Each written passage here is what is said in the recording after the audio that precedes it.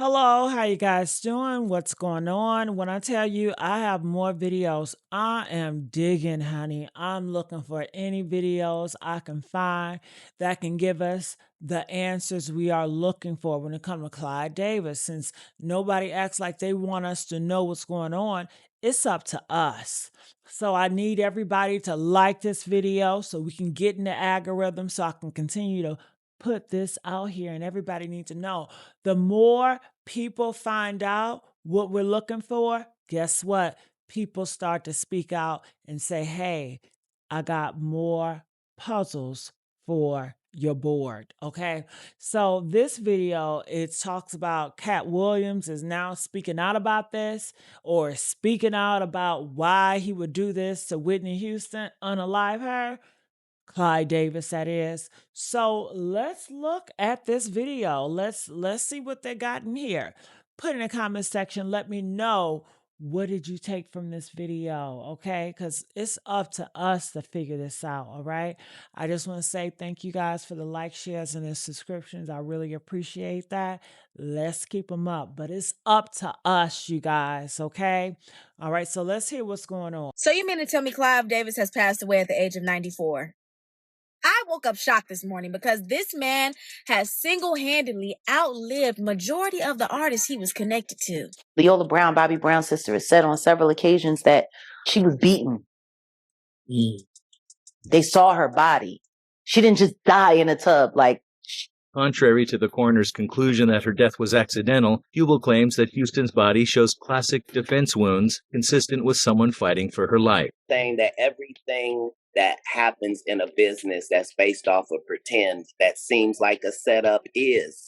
Clive Davis is dead, and Whitney Houston's fans are saying, about time. It may sound harsh, but if you know about Clive's history with Whitney, you can't blame fans for feeling this way. And yes, Clive was indeed responsible for some of the greatest musical talents the world has ever seen. But two things can be true at the same time. He had an eye and ear for talent, but he was also a very dark figure who was accused of everything from mishandling his artists' finances to literally orchestrating their deaths. And one of these artists was Whitney Houston. Clive lived to a ripe old age of 94, while Whitney only got to live to 48. The official story of her death never made much sense, and many fans are still convinced Clive literally sacrificed Whitney. But it's not just fans. Katt Williams already told you that when something in the industry looks like a setup, that's because it is. And when someone as famous as Whitney died, you best believe someone behind the scenes is profiting off her death. Everything that happens in a business,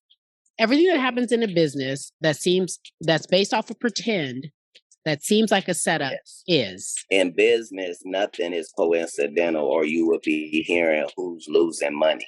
In all of these situations, it's only the artist that's losing. Somebody makes big money. When these rappers get killed, not incidental. Somebody made $100 million and now don't have to talk to that artist or none of their crew. Don't have to validate none of their contracts. Now only got to deal with the mama. Only got to see her once a year, and it's over. And the money goes up and up and up. And speaking of money, Clive Davis is one of the people who benefited financially from Whitney's death. Let me explain. In 2001, Whitney signed a $100 million contract with Clive's label, Arista Records. And at that time, it was the largest recording deal in music history. This deal was personally orchestrated by Clive, and it was the type of contract that operates as a giant advance that must be recouped, meaning Whitney had to earn back the money through album sales before she could see additional royalties.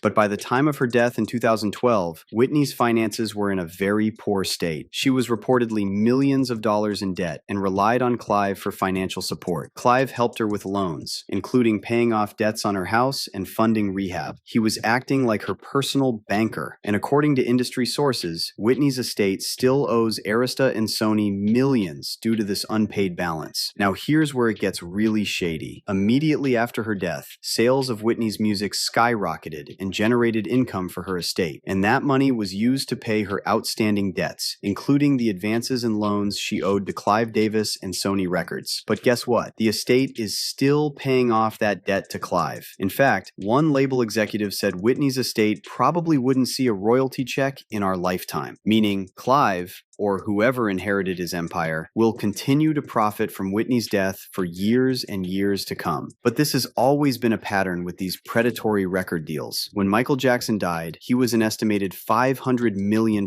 in debt, partly due to massive loans from Sony. But within just 5 years, his estate had generated over $800 million, eventually surpassing $1 billion. And that's mainly because Sony and the estate could now exploit his music, image, and unreleased material without Michael's interference. So when an artist who used to be hugely successful becomes a liability and stops generating profit for the label, at that point, that artist becomes more valuable dead than alive. And this brings us to Whitney's suspicious death and Clive's bizarre behavior on the night she passed. On February 11th, 2012, the night of the Grammys, Whitney was discovered face down in a bathtub at the Beverly Hilton Hotel. Initial reports claim she died from accidental drowning caused by a heart attack and intoxication. However, it was later revealed that Whitney had multiple marks and abrasions on her face and body that looked like signs of struggle. Forensic pathologist Cyril Wecht also pointed out that the water in Whitney's bathtub that night was extremely hot, enough to cause serious burns. So we're supposed to believe Whitney was trying to take a relaxing bath in boiling water? Well, according to Wecht, the more likely scenario is that she was already dead when she fell into, or when someone pushed her into, the bathtub. Wecht told ABC News she was unconscious, dead, or dying when she fell into the tub. I do not believe that the death was due to drowning. And then private investigator Paul Hubel came forward with a similar story, claiming Whitney had classic defensive marks on her body. Hubel is an ex-cop who investigated other high-profile celebrity deaths, and he said that Whitney was possibly attacked by someone who supplied her with substances that night. And according to Hubel, Whitney had so many marks on her body that it looked as though she'd been in a boxing match. Call this an accident if you want, but it doesn't make sense to me, Hubel said. But that's not all. According to Hubel, he was told there was CCTV footage from the Beverly Hilton showing 2 men entering Whitney's hotel suite that night. However, when the National Enquirer asked Hubel why Beverly Hills police didn't act on the alleged CCTV footage, he said the police and the coroner were happy to sweep Whitney's death under the rug, calling it accidental and closing their investigation. But there were other strange things happening that night and in the days leading up to Whitney's death. And one of them was the infamous note Whitney handed to Brandy. Just 2 days before the Grammy night, Whitney crashed an interview with Clive Davis, Brandy, and Monica and passed a mysterious note to Brandy. There's even a video of this incident, and the creepiest part is that, if you pay close attention, you can hear Whitney repeating twice, "I nearly drowned today." Now, let's talk about Clive's reaction to Whitney's death, because this is where it gets genuinely disturbing. After Clive was told that Whitney's body was found in her room, he told guests that the Grammy after party was still on. Now let that sink in. Whitney dies in her hotel suite, and her body lies there for hours, while Clive and all these other celebs are downstairs drinking, dancing, and celebrating. And obviously, there was a lot of backlash over this, but Clive doubled down and claimed the party was a tribute to Whitney and something she would have wanted.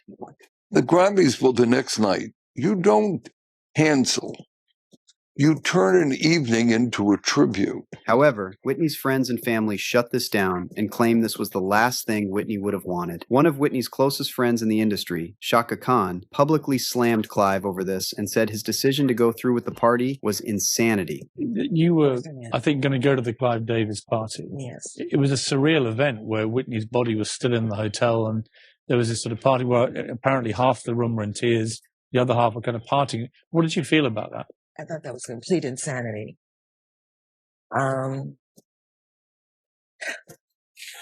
knowing Whitney, I don't believe that she would have said, the show must go on. She's the kind of woman that would say, stop everything. I'm not going to be there. You know, I don't know what could motivate a person to have a party in a building where the person whose life he had influenced so enormously and whose life had been affected by her. So they were like,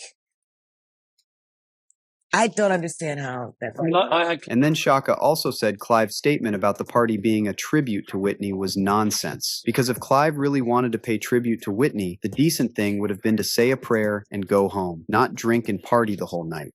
And I think he took the decision to turn it into a tribute to her. And I understand that. I mean, he obviously was wrestling with the right thing to do. It would have been right if it really was a true tribute. And, you know, and a true tribute might have been a truer, a more honest tribute in my opinion, would have been maybe call everybody together, let's say a prayer, and let's eat dinner and go home. I couldn't get dressed. I was supposed to go to the party. I just got off a plane from Miami at about 5:30. As soon as I hit the tarmac, I found out, I heard, and I couldn't put on makeup. I couldn't get dressed. I couldn't do anything. I was paralyzed. I couldn't do anything. So it makes you wonder, was there something else behind that party? Why did Clive insist on going through with that party by all means? Well, different theories have come up about this, but one popular one among Whitney's fans claims that the party was some kind of ritual after Whitney was sacrificed. Now, you may think this is a reach, but how else to explain the fact that Clive ordered that Whitney's body should not be removed until his party was over? This report by CBS News says that Whitney's body remained in the hotel room hours after emergency responders pronounced her dead. Downstairs, Davis's extravagant party went on as planned, as investigators roamed the hotel lobby and women wearing designer ball gowns and men dressed in tuxedos shuffled by towards the red carpet. And then I also found this article, which says that Whitney remained in state in her 4th floor suite and was not removed until just moments before the party ended, a little after midnight. Now, here's another bizarre detail about this party. Of all people who were there and who were close to Whitney, Clive Davis picked Diddy to give a speech at the party. A few days after the Grammys, Diddy appeared on The Ellen Show, and when Ellen asked him about the speech he gave, Diddy got all fidgety and nervous. Check it out. I know that you were one of the first ones at Clive's party to speak about Whitney's passing the other day, yes. And that was. Did you know her well? Yes, I did. Mm-hmm. I actually, when I was growing up in the music industry before I had success, I somehow got on her wedding invitation.